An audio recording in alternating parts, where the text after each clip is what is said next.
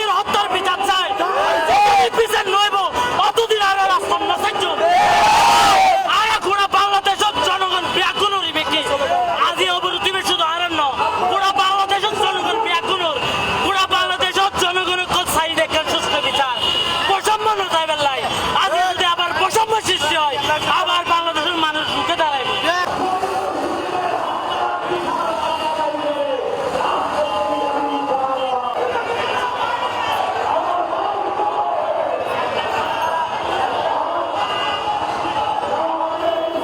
আমাদের ভাইকে বিনা চিকিৎসায় জেলখানায় ছিল, সেখানে কোনো ধরনের চিকিৎসা দেওয়া হয় নাই, ব্যানে করে যাওয়া হচ্ছে, সেখানে সবাই অবগত মিডিয়ার মধ্যে দেখছেন, একটু পানি চাইছে পানি পর্যন্ত দেয় নাই।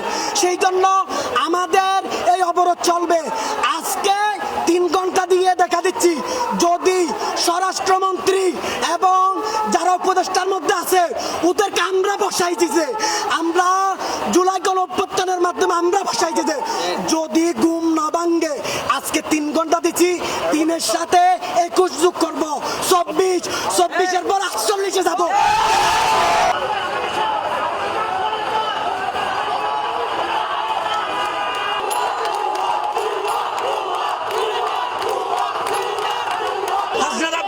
সমন্বয়কের একজন গতকালে তার ওরে নাটকীয়ভাবে গুছিয়ে হামলা হয়ে এই হামলার মধ্যে এই পর্যন্ত পুলিশের 4 জন পর্যন্ত গ্রেপ্তার করছে।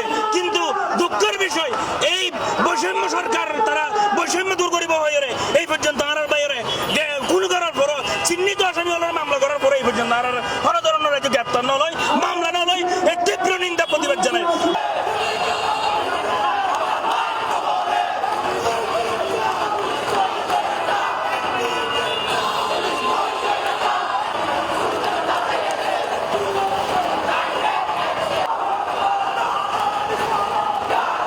যতক্ষণ পর্যন্ত সরকারে সর্বোচ্চ শাস্তি নিশ্চিত করবে না ততক্ষণ পর্যন্ত আমরা ঘরে ফিরে যাব না।